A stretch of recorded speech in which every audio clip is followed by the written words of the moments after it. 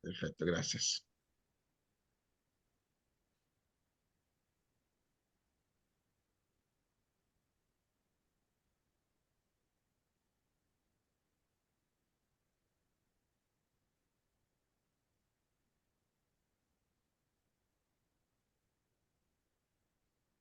Bienvenidos a Rotary Club of Latinoamérica. Reunión semanal el 3 de abril 2024. Buenas tardes, Latinoamérica. Buenas noches, Europa. Aquí en Italia hoy son las 9 de la tarde, de la noche. Agenda de la reunión. Apertura de la sesión. Saludo a la bandera rotaria. Reflexión rotaria. Principios rectores. La prueba cuádruple que representa para mí. El objetivo de Rotary. Tiempo de presidente. Informes de comités. Tema de la tarde. Avisos. Cierre de la sesión. Tiempo de compañerismo. Protocolo de la sesión. Protocolo de la sesión.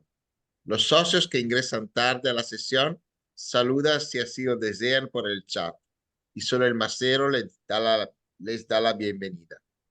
Si los socios que ingresan tarde nos saludan en ese momento, el macero considerará anunciar su ingreso a la reunión en el primer momento que lo considere oportuno, dándole la bienvenida.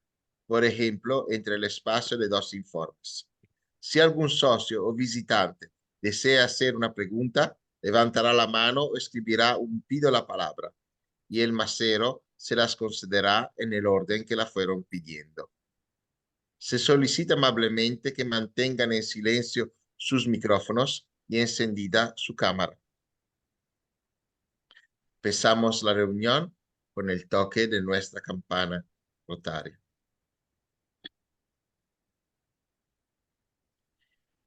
Y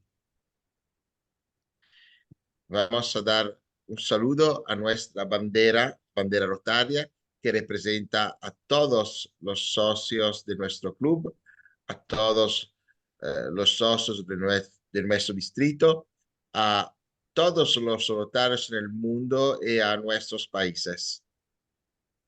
Vamos también a conocer nuestro presidente 2023-2024 de Rotary International, Gordon McInally, nuestra querida gobernadora del distrito 4195, Fabiola Zavala, nuestra querida asistente de la gobernadora, Alma Acosta Martín. Terminamos ahora con nuestra querida presidente de Rotary Club of Latinoamérica, nuestra querida Siriña. Reflexión rotaria. Querido Antonio, por favor.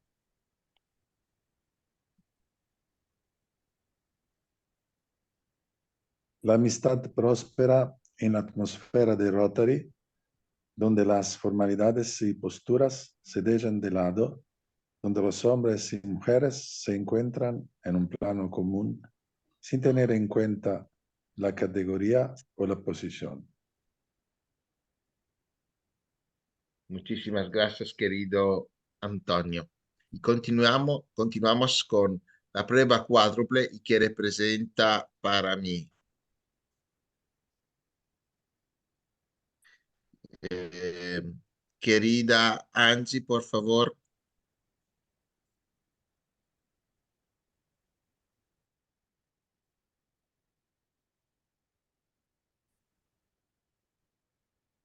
Una disculpa. No, pero, a ver. Querida Angie. ¿Sí me escucha? Sí, perfectamente. Ahora sí.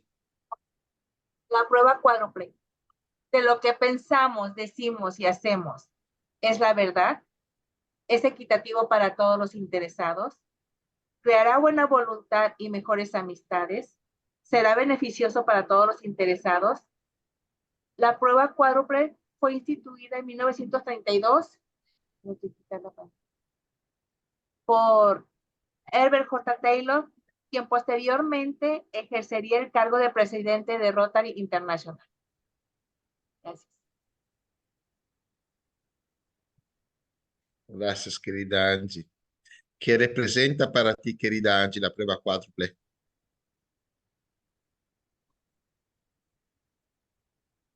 ¿Puedes hablar?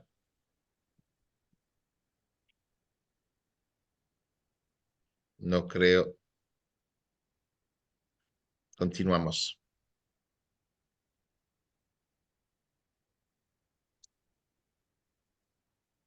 El objetivo de Rotary. Querido Ernesto, por favor.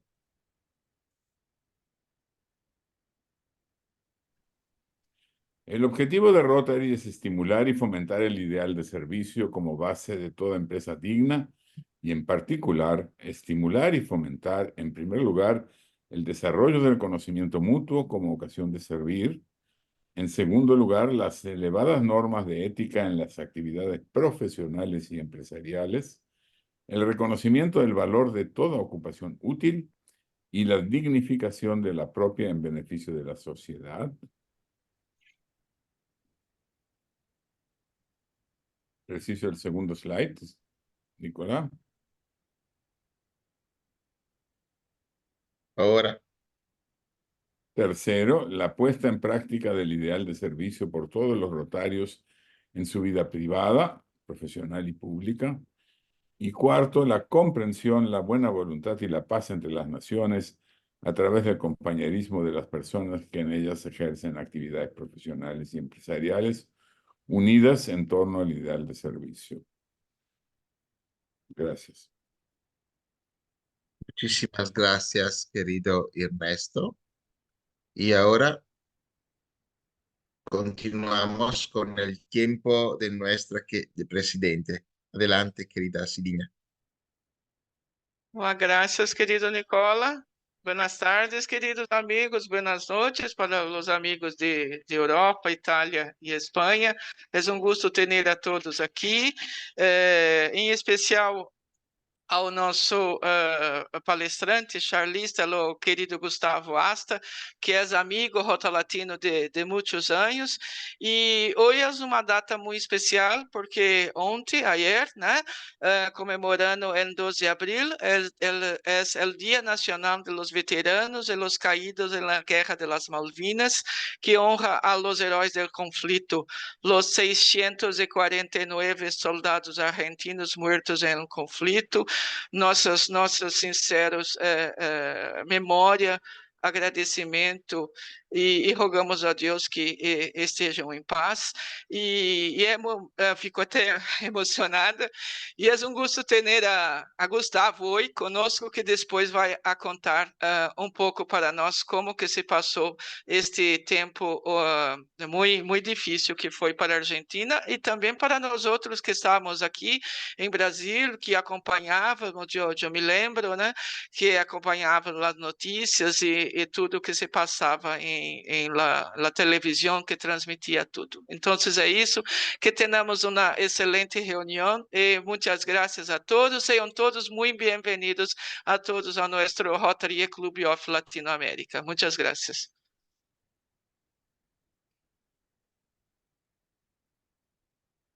Muchísimas gracias, querida presidente. Continuamos ahora con informes de comités y secretaría. No sé si hay informes. Desde la Secretaría me uno Tesorerías. a la bienvenida de nuestra querida presidente. Bienvenidos todos, queridos amigos. Siempre es un gusto saludarlos, verlos y compartir con ustedes. Recibirlos en nuestra casa es un placer para nosotros. Muchísimas gracias. Muchísimas gracias, querida Marta Eva. Adelante, querido Luis. Gracias, bueno, buenas tardes a todos. Estoy conduciendo. De todas maneras, no me iba a perder la reunión, menos habiendo un excombatiente rotario. ¿Qué más puedo pedir? Simplemente comentar que a todos les hice circular una nota donde yo hacía una pequeña presentación de mi vida a espera de vuestra respuesta. Muchos de ustedes me han contestado, algunos por distintas causas, demorado, por trabajo, lo que fuere. No es una tarea para el hogar que deban rendir de un día para el otro, así que esto es simplemente para conocernos un poco más. Dijo esto mencionado aquí porque algunos de los presentes son los que posiblemente no hayan contestado, les pido que lo hagan cuando tengan ganas, tiempo, y sirva de algo el hecho de después tener un conocimiento mutuo. Como membresía es lo que tengo para contar. Eso es todo. Gracias y sigamos disfrutando de la presencia de Gustavo. Muchísimas gracias, querido Luis. Adelante, querido Héctor. Buenas tardes. La semana pasada recibí una mail de nuestro amigo Luis Seri, que me envió todo la su vida, donde vive, su familia y todo. Yo contesté con toda mi vida, lo que estoy haciendo, etcétera. Y pienso que puede ser una cosa muy buena que nosotros todos, por mejorar la nuestra conciencia, de hacer algo como ha hecho mi amigo Luis. Gracias. Muchísimas gracias, querido Héctor. Informes, otros informes, preguntas. No creo. Si no hay otro informe, otra pregunta, podemos continuar con il tema. Tu, Antonio? Sì, volevo dire, Nicola, proprio mi devi tradurre la questione della piantumazione degli alberi di cui abbiamo parlato, ¿no? Sí, nuestro querido Antonio quiere hacer un proyecto y plantar algún arbolito, ¿no? Él tiene un lugar para poderlo hacer. Quien quiere participar puede decirlo a él y él va a poner el nombre sobre el arbolito. Creo que es un buen proyecto. Sí, claro. Felicidades, querido Antonio. Gracias. Sí. Adelante, querido Luis. El proyecto de Antonio, que felicito, por supuesto, una oportunidad, estando acá en el Club de Tierra, en el Rotary Club de los Andes, hicimos lo mismo. Salimos al barrio, vimos al que le faltara un árbol en la vereda de su casa por alguna causa, reemplazárselo si es que estaba medio feo, ponerle uno nuevo y poner una plaquita que decía, este árbol lo cuida el vecino tal, que era el nombre y apellido de este señor, y el Rotary Club de los Andes.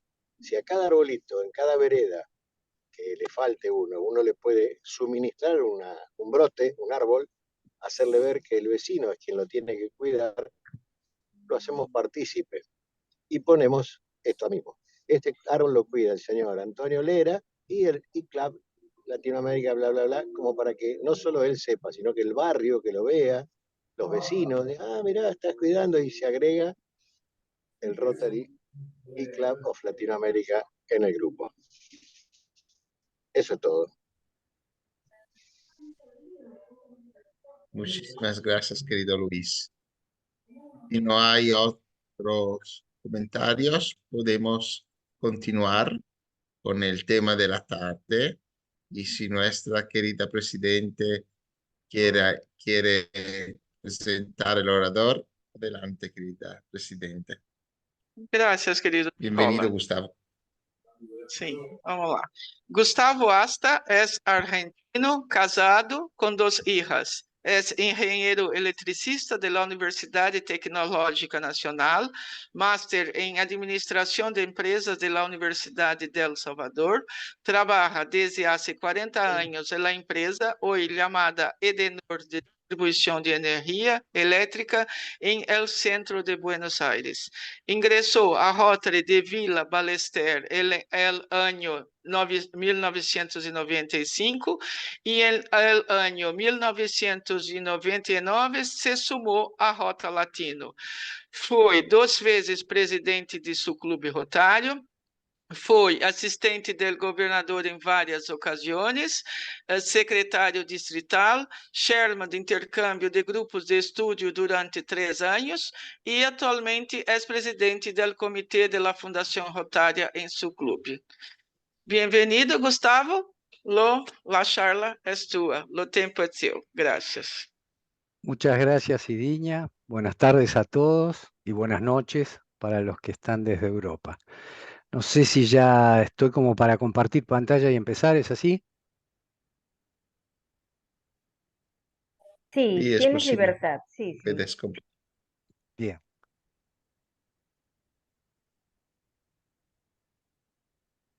A ver.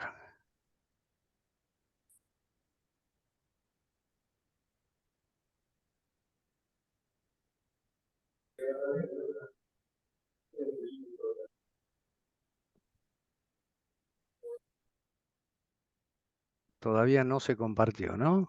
Vuelvo a probar. No, Tenemos de la inicial. Sí, sí. Estoy...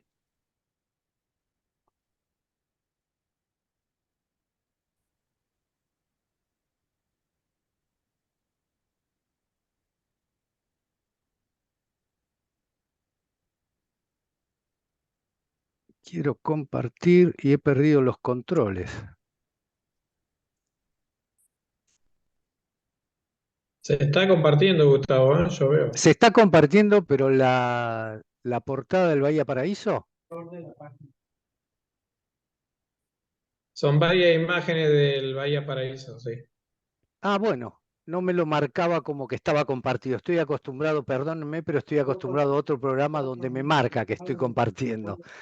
Bien, si ustedes me dicen que lo están viendo, arranco. A ver.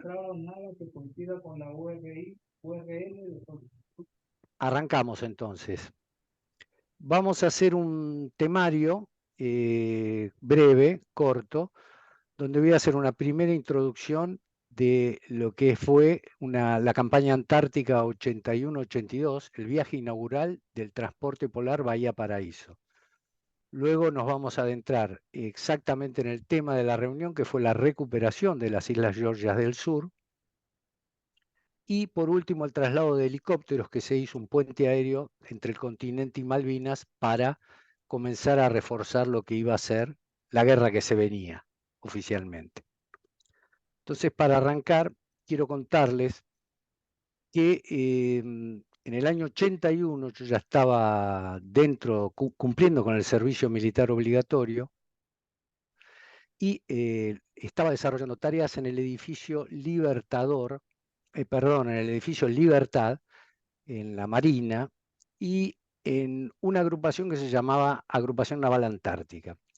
En esa agrupación me enteré que a fin de año se programaba hacer la campaña antártica de verano, que realiza todos los años el país, y pedían voluntarios, gente que quisiera participar.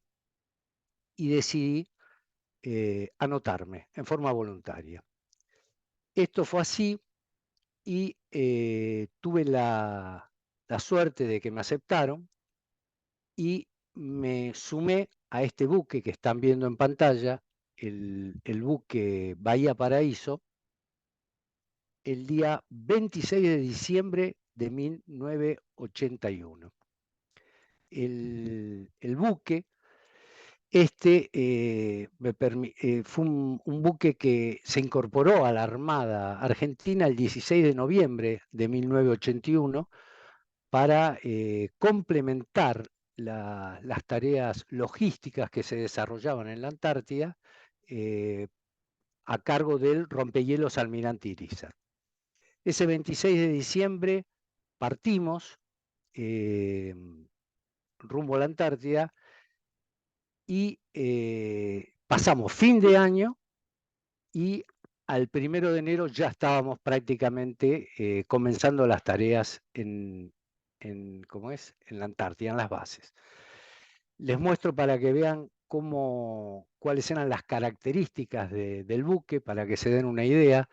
Unos 140 metros de largo prácticamente, y tenía capacidad para 2 helicópteros, 2 motores diésel muy grandes, y la cantidad de gente que llevaba la dotación era simple: 17 personas de plana mayor, 83 del personal subalterno y 20 conscriptos, no más en toda la dotación. Después se llevaba el grupo aeronaval embarcado, el grupo playa, que era un grupo encargado de realizar tareas de el abastecimiento a las bases, todo lo que fuera carga y descarga en las bases, y el grupo antártico, que era del que yo pertenecía, del edificio Libertad, como les había dicho, que yo estaba en el comando de la agrupación naval antártica, que llevaba solo 2 conscriptos. 2 conscriptos que realizaban la primera etapa y 2 conscriptos que realizaban la segunda etapa de lo que iba a ser en la Antártida. Aquí quería mostrarles una foto para que vieran mi alegría. Soy el primero que ven a la izquierda. Mi alegría festejando el 31 de diciembre a bordo con todos mis compañeros conscriptos del buque. Realmente todo era una alegría y estábamos muy próximos a llegar a la Antártida, previsto para el 1 de enero. El buque en la Antártida, en Vicado, que es cuando llega al punto más sur que puede lograr, donde ya no puede seguir rompiendo,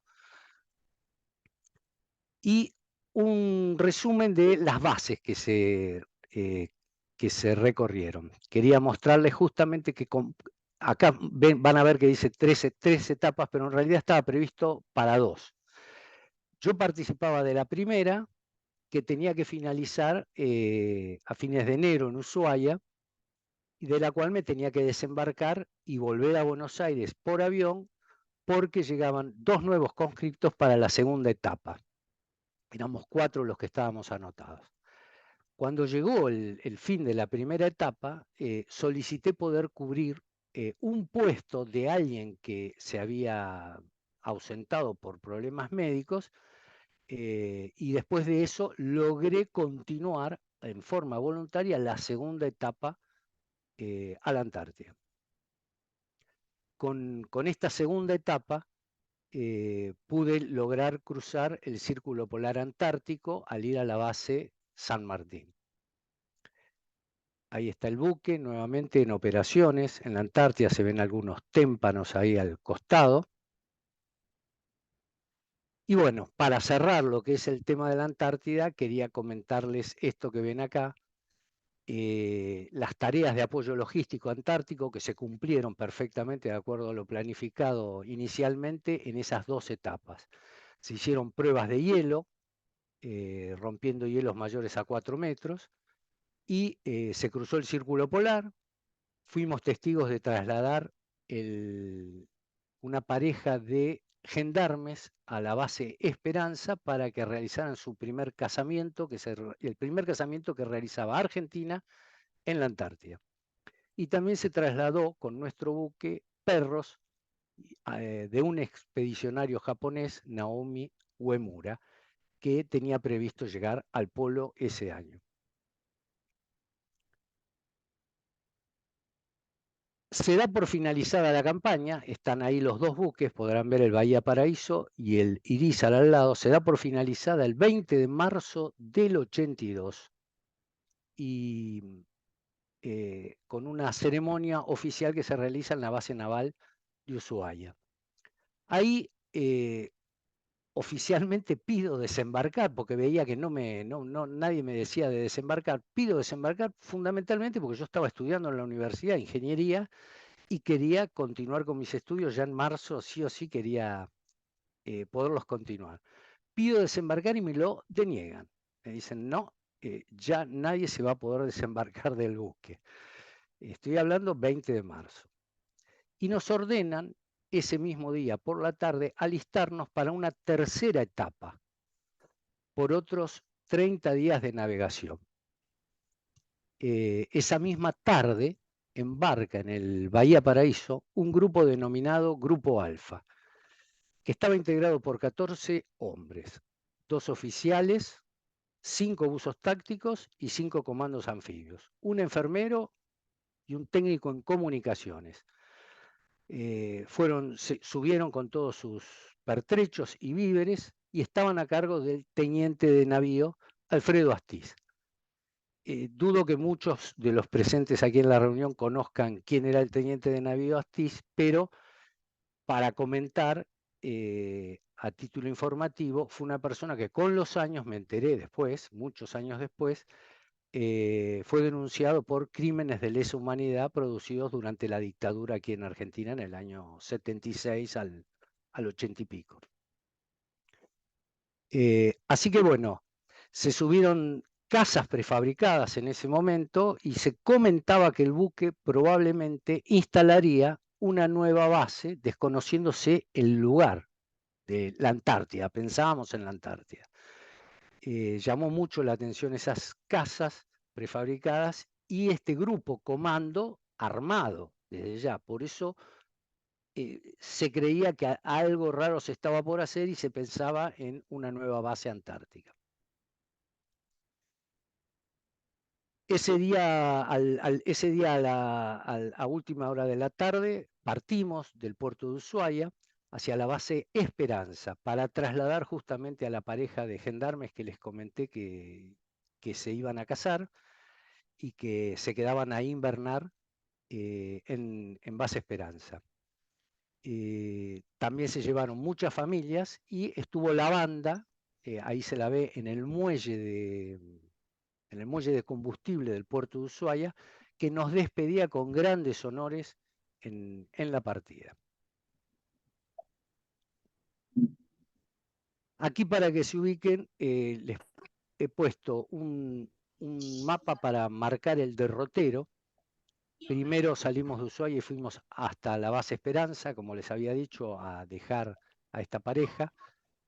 Luego se partió hacia las Islas Ahorcadas, que se llegó el 23 de marzo. Y ahí estábamos como en una espera, no teníamos claro qué pasaba. Y de ahí nos ordenaron trasladarnos a las Islas Georgias, arribando a las mismas el 24 de marzo.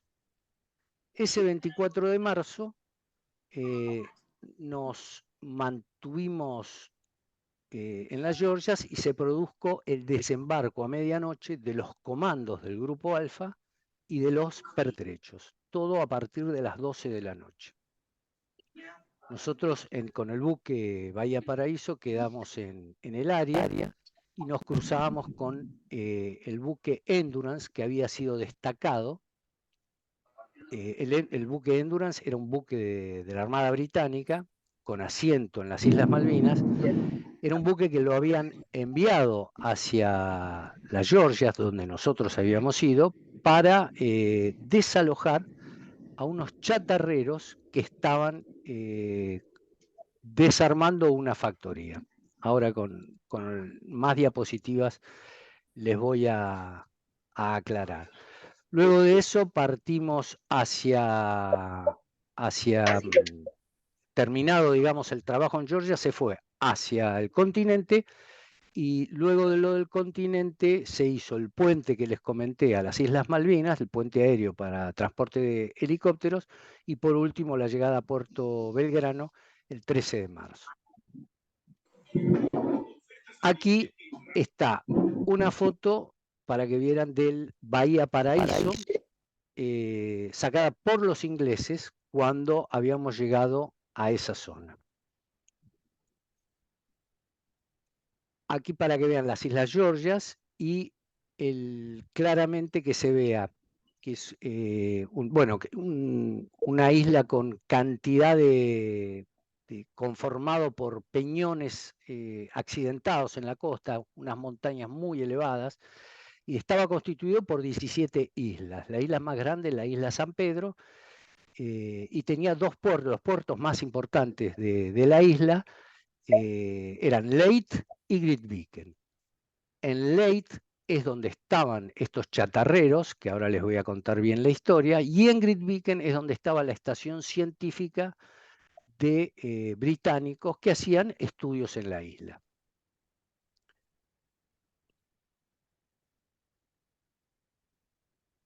Voy a volver.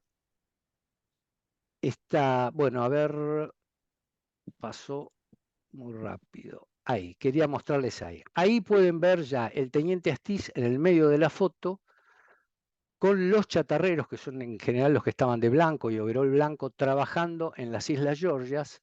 Esto fue el 24 de marzo, el día del desembarco. Perdón, esto ya es el 25 de marzo, al otro día de día, porque se desembarcó de noche, donde se sacaban fotos, porque a ellos les llamaba muchísimo la atención que en un lugar tan desolado e inhóspito hubiera llegado nuevamente un buque a acompañarlos.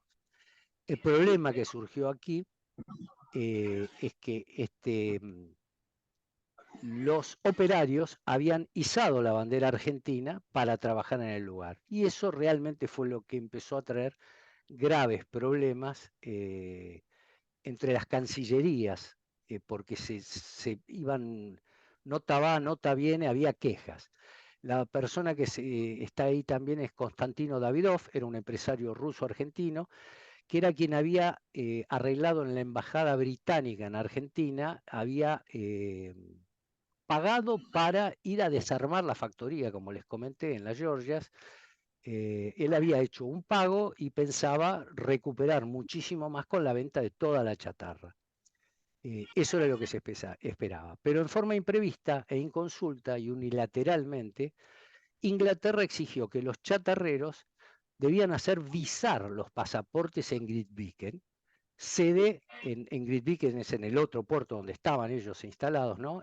Sede del British Antarctic Survey en las Georgias, aduciendo que las Georgias y las Sandwich del Sur ya no dependían más de Malvinas. Argentina rechazó esa pretensión y sostuvo que los chatarreros estaban en regla y permanecerían en Leyte desarmando la factoría. Y el Reino Unido fue cuando respondió enviando al buque HMS Endurance, un par prácticamente inglés de lo que era el buque nuestro Bahía Paraíso, un transporte también polar, para que retire a los chatarreros. Ambos buques, por disposición del Tratado Antártico, no podían estar artillados y no lo estaban. Esta es otra foto donde se puede ver la bandera argentina izada y los comandos que estaban en la isla con ellos dándoles protección. El buque nuestro partió y comenzó a dar vueltas alrededor de la isla San Pedro. Esta es otra foto de los comandos recorriendo las islas, la isla San Pedro, ¿no? El 1 de abril les puedo compartir esto que fue tal cual como llegó, pero algo que conocí muchos años después cuando me lo mostraron, ¿no? Nosotros el 1 de abril seguíamos esperando. Es decir, realmente lo primero que me enteré yo a partir de esto que les he contado hasta ahora fue el 2 de abril que se toman las Islas Malvinas. Fue lo primero que me enteré. Pero esto es lo que circuló el 1 de abril y decía claramente, es un comunicado de la jefatura mayor de operaciones, donde decía en la organización que el comando de grupo de tareas 40.1 a cargo del capitán de navío César Trombetta y el grupo de tareas 60.1 constituido por el Bahía Paraíso, la corbeta Guerrico con 40 infantes y el grupo Alfa, que era el grupo del teniente Astiz, tenían una situación prevista que era ocupar las Malvinas por una fuerza de tareas 40 a partir del 2 de abril. Que el buque Endurance de los ingleses estaba en el área de operaciones Georgia con 22 infantes. Y la Guerrico arribaría al área de operaciones aproximadamente el 2 de abril a la 1 de la tarde, con 40 infantes y armamento portátil para el Bahía Paraíso. La misión era ocupar Grytviken y mantener Puerto Leyte, que es donde estaban ya los trabajadores, a fin de asegurar el dominio de las Islas Georgias. La ejecución era capturar previa orden Grytviken, controlar a la población civil, desembarcar el máximo aprovisionamiento para efectivos en tierra que asegurara la permanencia prolongada y transportar prisioneros y detenidos a Malvinas, en primer lugar, se decía. Diría que lo que nos quedó claro que se transcribió completamente al diario de guerra del buque y que nadie podía creer que a 95 días de haber partido a hacer un viaje en la Antártida de reaprovisionamiento se estaba abriendo ese diario de guerra.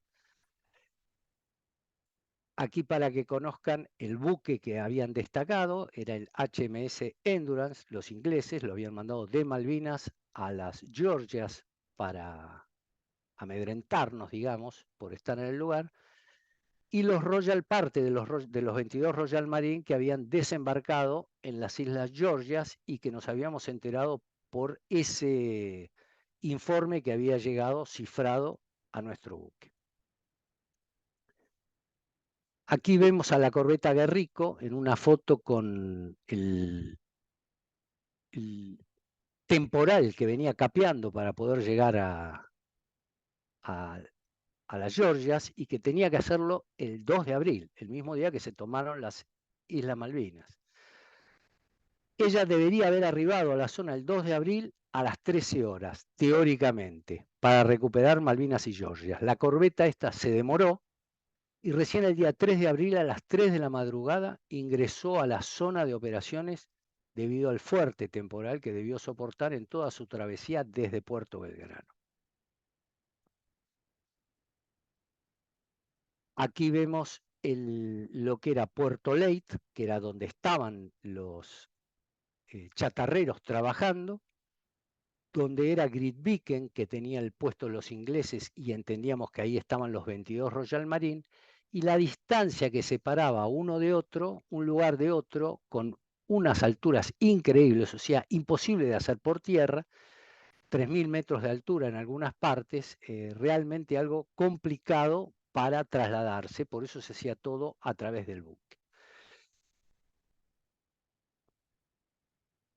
Recién a las 7 de la mañana del día 3 de abril, la corbeta se amadrina a nuestro buque, el Bahía Paraíso, para aprovisionarse de combustible y producir el traspaso de los infantes de marina a nuestro buque. Aquí se puede ver la tapa de la bodega del Bahía Paraíso con todas las municiones que se estaban pasando de un buque a otro, es decir, las recibíamos del Guerrico, de la corbeta Guerrico, en el Bahía Paraíso, preparando lo que iba a ser la toma de las Islas Georgias, porque al fin y al cabo nos quedaba, ya se habían tomado las Malvinas el 2 de abril, y estaba faltando el tema de las Georgias el 3 de abril.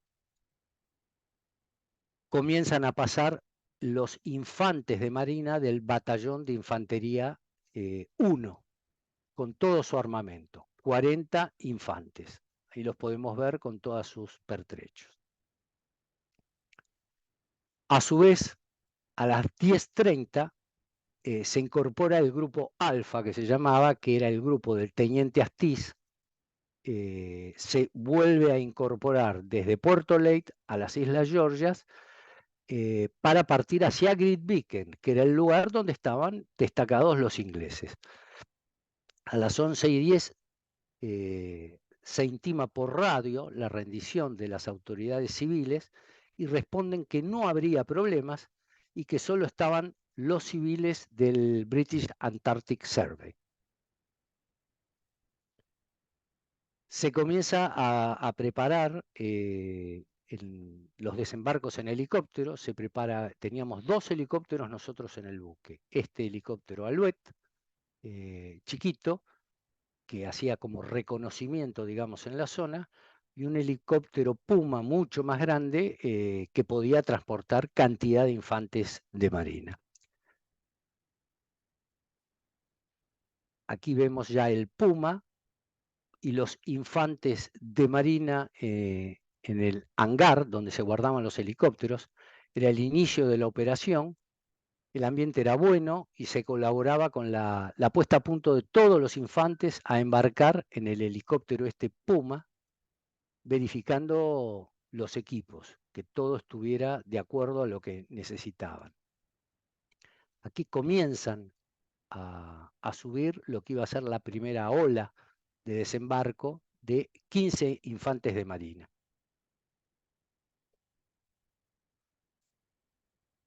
Aquí estaban continuando, próximos ya a despegar.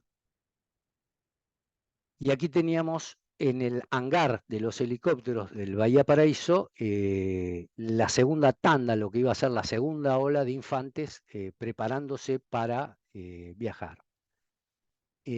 Cuando zarpa la segunda ola de infantes, que son otros 14 efectivos, a los pocos minutos, lamentablemente se escuchó el ruido de ráfagas de disparos, explosiones, se comenzó a ver humo, y como el helicóptero volaba al ras del agua, dejando una estela negra, subió una pequeña lomada del lado de enfrente de donde había desembarcado y lo perdimos de vista. Solo se veía el humo, haciendo pensar que podía haber explotado.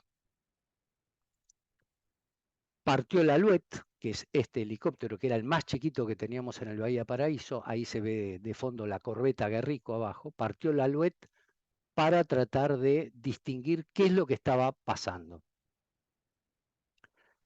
Y la corbeta Guerrico, que era una corbeta de guerra, comienza a ingresar en lo que era la bahía de Grytviken, que es el lugar donde estaban apostados los ingleses. Esta es la bahía de Grytviken.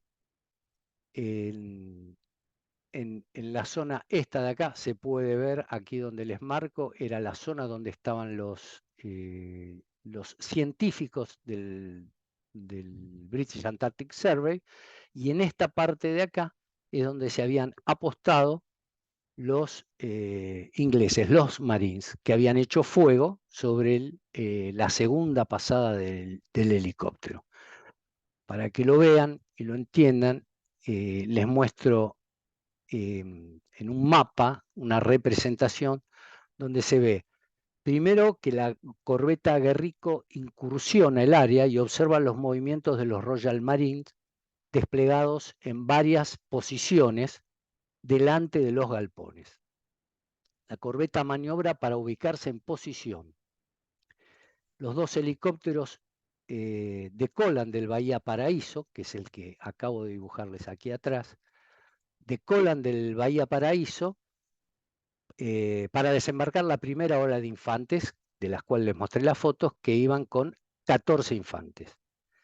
El Puma aterriza, el Puma es el helicóptero, ¿no? el más grande, el helicóptero Puma aterriza cerca del muelle sin novedad y se despliegan, ahí cerca de donde estaban los Marines. Hasta ese momento no lo sabíamos. Luego decola con la segunda ola de infantes y recibe la ráfaga de... Ahí es donde se apuestan, como les marcaba, los primeros infantes que bajan, y ahí es en la segunda ola donde al llegar, antes de bajar, comienzan a recibir los impactos de fuego en el helicóptero, a bordo del helicóptero. El Puma con humo a bordo vuela rasante el agua, cruzando la caleta hacia la orilla opuesta.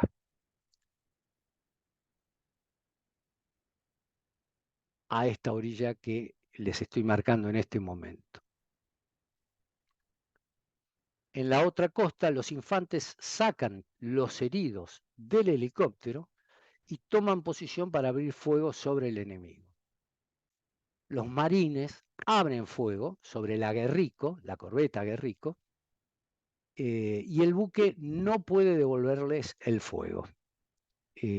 Ahí es donde, cuando la corbeta Guerrico se acerca, quiere abrir fuego, no puede y recibe todos los impactos de los Marines que estaban apostados. La corbeta, como les dije, no pudo abrir fuego porque se trabaron sus sistemas, simplemente por el viaje, por la cantidad de agua marina que había recibido durante el traslado. tenía trabadas prácticamente las armas, a pesar de que lo intentaron y la intentaron destrabar y lo lograron, ¿no? En ciertos cañones de menor valor. La corbeta se replegó fuera del alcance de las armas de los Marines y desde mayor distancia pudo disparar varias salvas. No sin antes recibir más de 1000 impactos, para que se den una idea. Después de 2 salvas, los Marines se rindieron y izaron la bandera blanca. Ahí les muestro cómo desde el Bahía Paraíso se hizo un traslado en el helicóptero chiquitito para tratar de apoyar con los pocos infantes que nos quedaban a bordo y poder dar solución a los únicos que habían bajado de la primera ola, ya que los segundos habían quedado enfrente. Ellos se dirigieron hacia la zona donde estaban los científicos y a partir de ahí se trasladaron a la zona propiamente dicha donde estaban los marines británicos para ejercer la última presión en la cual ellos levantan la bandera blanca y se rinden. Ahí les voy a mostrar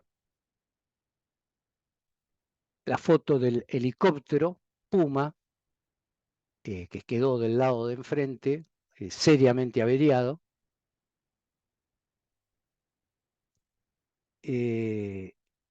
Perdón, el combate en la recuperación de las islas fue en sí el que más vidas costó. En este helicóptero fallecieron 3 personas. Y en la corbeta, por la aproximación que tuvo el cabo Huanca, cabo primero Huanca, también de la corbeta, fue alcanzado por impactos desde tierra. Fueron 2 horas que se vivieron con muchísima intensidad. Todos los eventos se jugaron realmente muy rápido. Aquí podemos ver ya en la base, las tropas argentinas ya habían tomado lo que era el Great Beacon, los ingleses estaban rendidos, estaban a disposición para lo que hiciera falta, y ahí se descubrió que todo lo que era el desembarco, si se hubiera hecho por agua, hubiera sido una catástrofe porque habían minado totalmente todas las playas de esta estación para no recibir ningún tipo de lancha, pensando que el desembarco seguramente fuera en lancha. Otra foto del helicóptero años después, que se sacó hacían turismo para mostrar lo que había sido la guerra en Great Beacon, del 3 de abril, y se nota claramente la cantidad de impactos que tenía en el estribor el helicóptero Puma, y la cantidad de impactos que tenía, acá no se ven, en el piso, en lo que era el piso, ya que con el traslado de los prisioneros, con el traslado de los heridos después, nos enteramos que el helicóptero había sido abatido y la gran cantidad de perforaciones que había tenido en el piso eran increíbles. Con el equipamiento y las armas que tenían los ingleses, pudieron atravesar perfectamente el piso del helicóptero, que tenía planchas de acero como para que no pasara. Ahí se comenzó con el traslado de los prisioneros en una lancha hacia el Bahía Paraíso. Se acercó la lancha y por escalera de gato comenzaron a subirse a todos los prisioneros, los 22 Royal Marine que les comenté que nos habían comentado por la inteligencia que iban a estar presentes y que lo estaban. Habían sido desembarcados justamente por el Endurance días antes, mientras nosotros navegábamos alrededor de las Georgias, días antes habían desembarcado todos esos marines. Ahí están los ingleses prisioneros a bordo de mi buque del Bahía Paraíso. Se los estaba, bueno, en fin, controlando, verificando el estado en el que estaban, que realmente no estuvieran con armas. Aquí una foto de mi autoría, esta en particular, al lado de las bodegas del buque, el inglés, custodiado por uno de los comandos del grupo Alfa, trasladados de A1 a donde iban a quedar detenidos en especiales, digamos, camarotes preparados para el buque. Piensen que era un buque, un transporte polar, ¿no? O sea, no estaba preparado para esto que nos estaba tocando vivir. Solamente nos dedicábamos a lo que era abastecer las bases en la Antártida. Y de golpe tuvimos que incorporar 22 marines en calidad de prisioneros, custodiarlos. Piensen que el buque tiene todos techos armados. Al ingresar los prisioneros a las distintas salas que se les dio, había que controlar arriba de los techos para que no desarmaran, y había guardia permanente de los entretechos para que no escaparan y pudieran comenzar una catástrofe arriba del buque, ¿no? Aquí el traslado de los heridos. Heridos, en principio en esta foto, bueno, uno de los mayor heridos, que fue un guardiamarina, Pingitore, recuerdo, que va ahí en una de las camillas con la cara vendada porque había recibido un impacto en el ojo. Este guardiamarina estaba a bordo del Aguerrico. Imagínense lo que fue, lo que se acercó la corbeta y los disparos que recibió de tierra directamente, porque se le trabaron las armas a raíz del temporal y no pudieron disparar. Hasta último momento que lograron hacer un par de salvas y con lo que los ingleses rápidamente se rindieron, ¿no? Al lado de Pinchitori va un cadáver directamente trasladado del cabo primero Huanca, y bueno, y otro herido que va ahí en el mismo lugar. A su vez, se recibía por el helicóptero Alouette, que terminó siendo el gran protagonista, un circuito. El Alouette comenzó a hacer un circuito trasladando combatientes. Cuando el Puma cayó, el Alouette fue el que tomó la posta de trasladar de a 2 o 3, como podía, combatientes para apostar a la primera ola que había desembarcado, y en cada vuelo de vuelta traía heridos, como que, por ejemplo, como se ve en este caso, hay una de las barquillas con un herido que se está bajando. Y se ve a la izquierda, aquí, el teniente que lo piloteaba, que era el teniente Remo Marbuzón, que se destacó terriblemente ese día, informando al comandante segundo del Bahía Paraíso lo que estaba pasando en tierra. Recién ahí, después de varios traslados de ida y vuelta con más infantes, pudo el teniente Buzón hacer una síntesis de los sucesos que estaban acaeciendo en el lugar, y trasladó todos los heridos al Departamento de Sanidad. Fueron atendidos por un cirujano que teníamos, el anestesista y un odontólogo que daba una gran mano. El paciente, como les dije, de mayor gravedad que tuvimos fue el guardiamarina Pinchitori, de la corbeta Guerrico, al que una esquirla le había afectado totalmente el ojo izquierdo y tuvo que soportar 3 intervenciones quirúrgicas, desde ya que lo perdió, ¿no?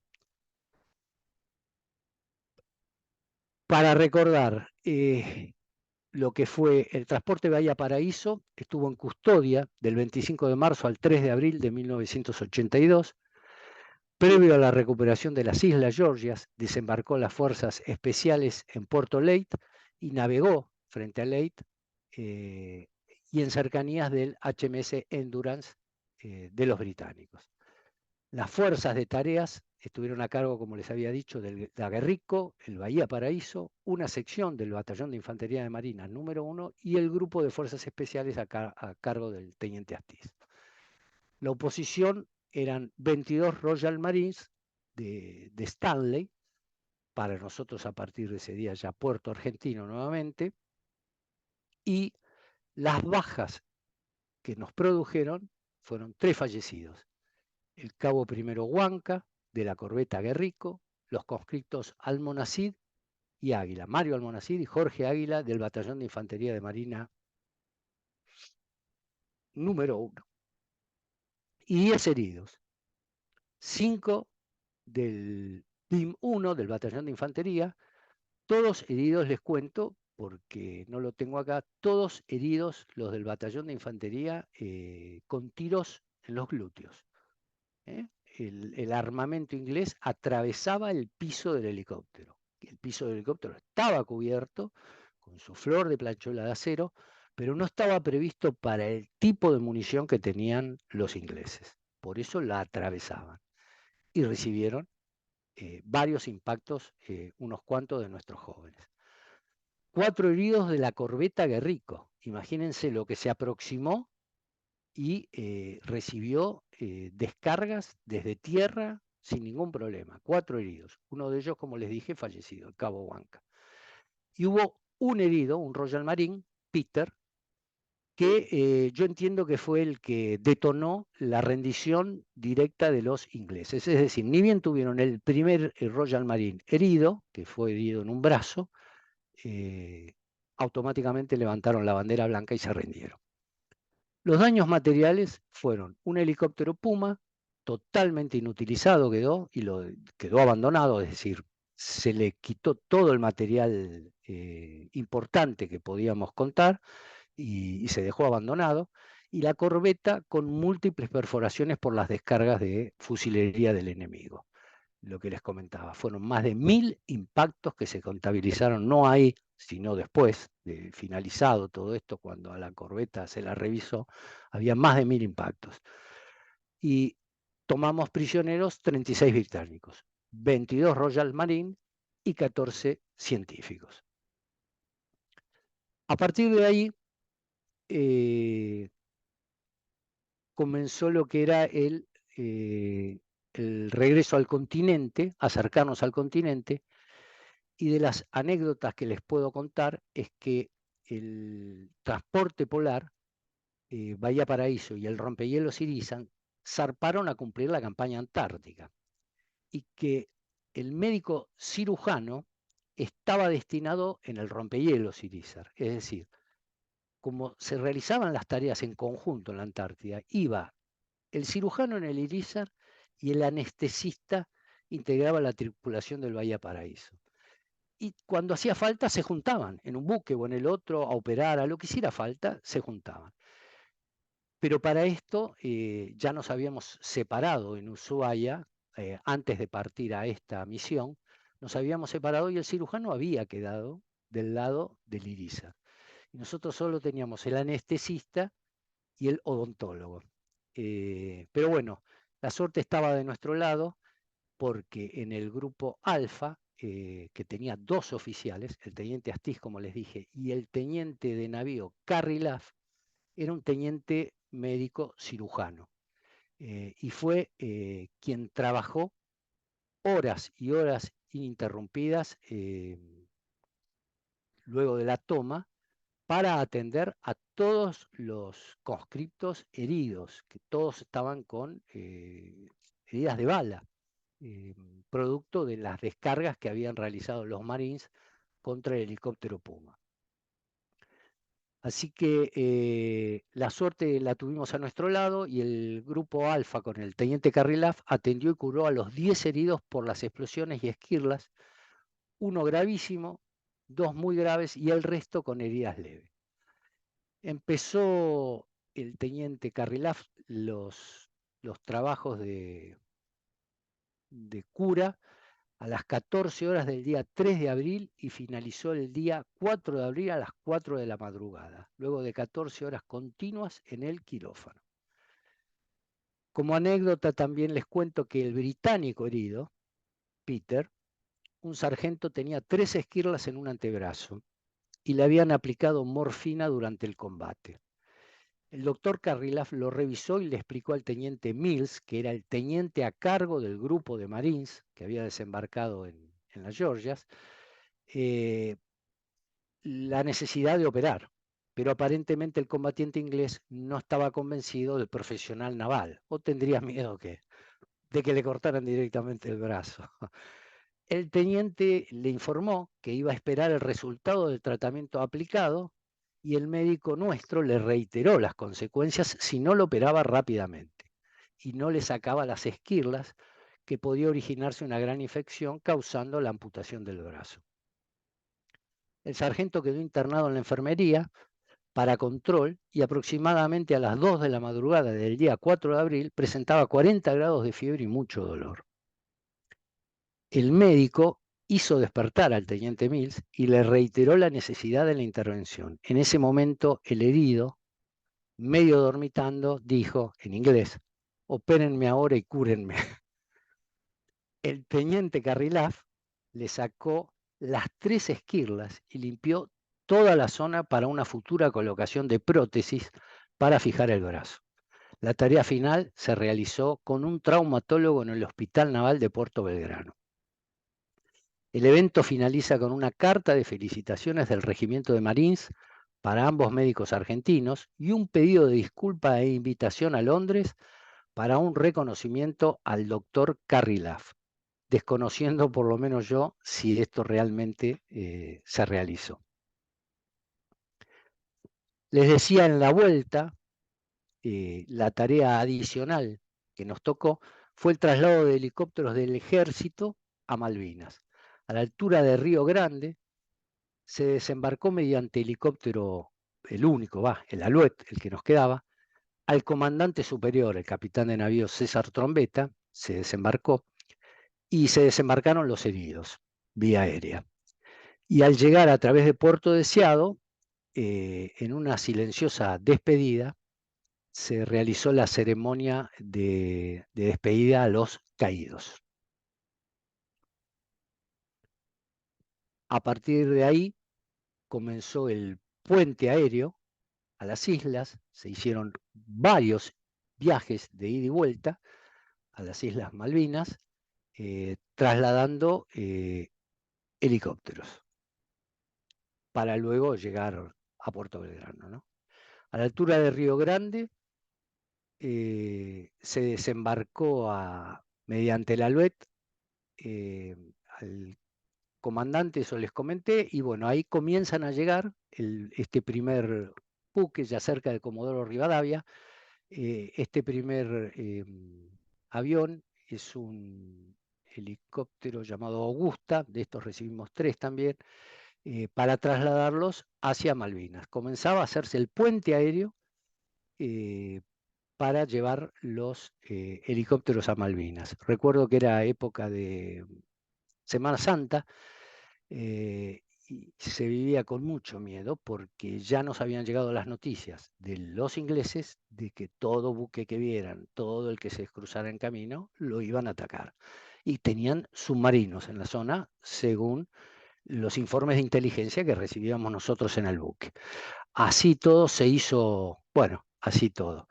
Tengo que decirles que en realidad el puente este aéreo que se hacía entre el continente y las islas, se hacía, pero seguíamos con todos los infantes arriba del buque. Es decir, teníamos el reaseguro de que no nos fueran a atacar, producto de que llevábamos a los infantes ingleses arriba de nuestro buque. Recibimos 3 Augusta, 3 Bell y 3 Puma. Y se hizo el puente logístico con helicópteros de mayor porte, 2 Super Puma y 2 Chinook. Y se hacía reabastecimiento, en algunos casos vertical, de combustible. Se trabajó en 3 ocasiones dentro de la zona de exclusión que habían impuesto los ingleses de 200 millas náuticas, y el peligro aumentaba por una cierta amenaza que decían submarina. La misma que le tocó ay, se me quedó el nombre de nuestro primer buque que perdimos. El submarino Conqueror, el que atacó perdonen. General Belgrano. General Belgrano, muchísimas gracias, por favor. Exactamente, el Conqueror ya estaba en la zona y se corría con el miedo y el riesgo de que pudiera producir un ataque, pero ellos sabían que los ingleses estaban a bordo de nuestro buque. Bueno, aquí fotos de los helicópteros cuando iban llegando a la cubierta de vuelo del Bahía Paraíso, cómo se desplegaban. Entonces, el Augusta Bell, ahí ahí me pueden ver en la trompa del Augusta, ese soy yo, aunque no lo crean. Era chico, 21 años. Bueno, y acá continuaban pasando los helicópteros que venían a nuestro buque para ser trasladados a las Malvinas, y esto fue todo, digamos. Terminó con esto. El 2 de abril los verdaderos héroes no se olvidan, y que fue el Día del Veterano y los Caídos en la Guerra de Malvinas a partir de esa fecha.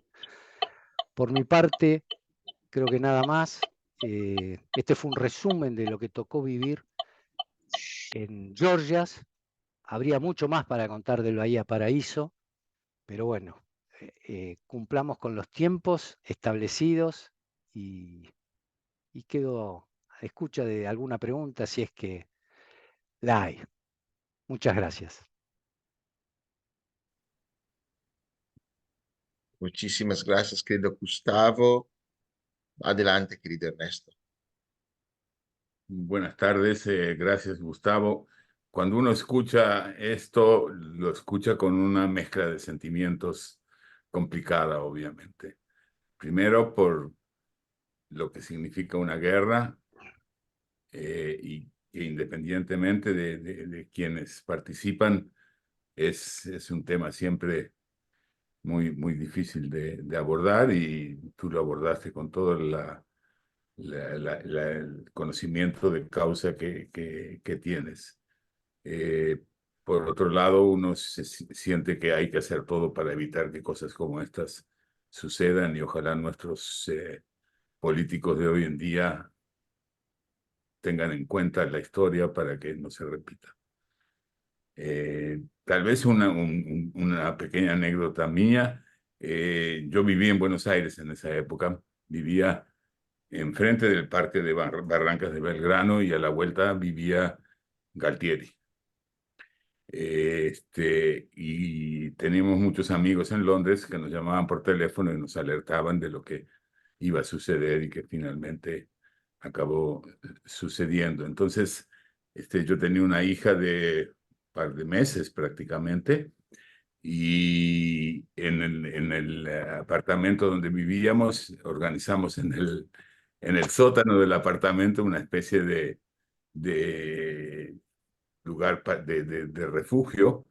Dejamos cosas ahí, y esa fue un poquito también una historia personal que tiene que ver con esa guerra que ojalá nunca más se repita. Gracias. Gracias, querido Ernesto. Gracias, Ernesto. No sé si hay otras preguntas, comentarios.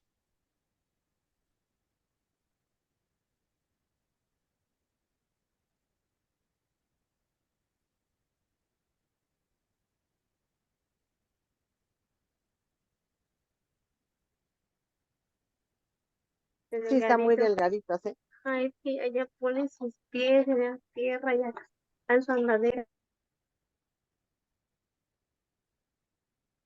No, no creo que hay otra pregunta por el momento. Hay en el chat varios comentarios. Un momento. Elisa dice, muchas gracias Gustavo por la charla de hoy, que es la primera vez que escucho, y por tu participación en la guerra de Malvinas. Aunque resumida, pudimos acompañar tu relato. Sí, agradezco. Gracias, Elisa, por tus palabras. Sí, simplemente quería acotar y cumplir con los tiempos acordados antes de la exposición, y cumplir con lo que fue la toma de las Islas Georgias. Es decir, en esta parte de lo que yo comenté es la parte de lo que fue la toma de las islas. Yo no viví la toma de las Malvinas, pero sí me tocó participar de la toma de las Islas Georgias. Fue la parte buena o grata para Argentina. Después vino la parte más comprometida, ¿no? Que fue durante la guerra en en Malvinas. El buque que yo les comenté y que han visto en las fotos, el Bahía Paraíso, fue un buque que después fue, a partir del ingreso en Puerto Belgrano, después de lo que comenté, fue transformado a buque hospital. Y ahí comenzó algo totalmente distinto y con lo que más valoro que me tocó ver mi vida, que fue, ya no había que producir bajas, que de hecho siempre se intentó no producirlas. Y fíjense que tanto en la toma de las Islas Malvinas como en la toma de las Islas Georgias, con 3 bajas nuestras, no produjimos ninguna baja inglesa. Se cumplió con lo que se había pedido.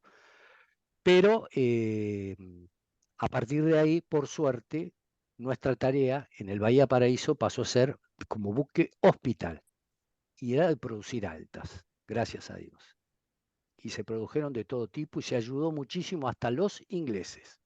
Hasta sangre se les dio, sangre argentina a los ingleses, desde nuestro buque, para que pudieran tratarlos como correspondía. Muchísimas gracias, Gustavo. Adelante, Simona. Después, Francisco Jesús. Buenas tardes, Gustavo. Yo quiero solo felicitar por esta bella charla, donde está refletir sobre muchos argumentos interesantes. Y yo vivo en Italia, este argumento sobre la guerra,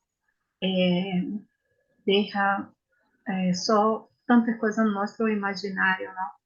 A tristeza, o momento das coisas que podem acontecer e tudo mais. E então é muito importante esta recordação de fatos históricos que marcam a nossa vida, a vida das pessoas que conhecemos, enfim. Eu quero só agradecer por a tua testemunhança de fatos maravilhosos que no final faz parte da história, mas a ilustração é muito interessante. Muito bem, congratulação, felicitação. Muchas gracias, Simona. Muchísimas gracias, querida Simona. Adelante, querido Francisco. Un saludo para todos y especial para Gustavo. Me quedé con una pregunta para hacerte, que era, ¿cuándo fue que te dieron la baja a vos y te quedaste hasta el final del conflicto? Y si seguiste navegando con el barco después. Te cuento, Francisco, la baja la tuve el 2 de agosto del año 82, pero no navegué todo el tiempo en el buque. Pude desembarcarme después de lo que pasó con el Belgrano. Al tiempo de lo que pasó con el Belgrano, pude desembarcarme. En mayo. En mayo, exactamente. Así fue. Gracias, querido Francisco. No sé si no creo que haya otro comentario. Querida Presidente, si quieres, puedo compartir mi pantalla. Sí, sí, por favor. Un momentito.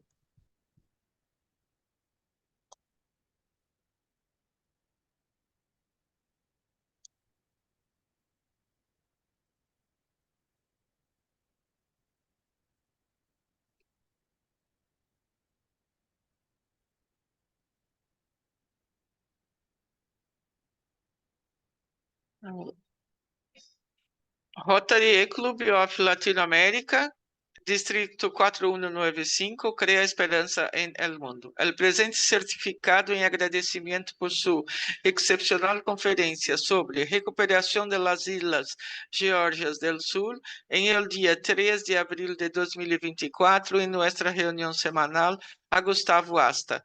Firman lo certificado Marta Eva Espinosa Naon, la secretaria, Maria Aparecida de Moraes Gomes Pereira, Cidinha, la presidente.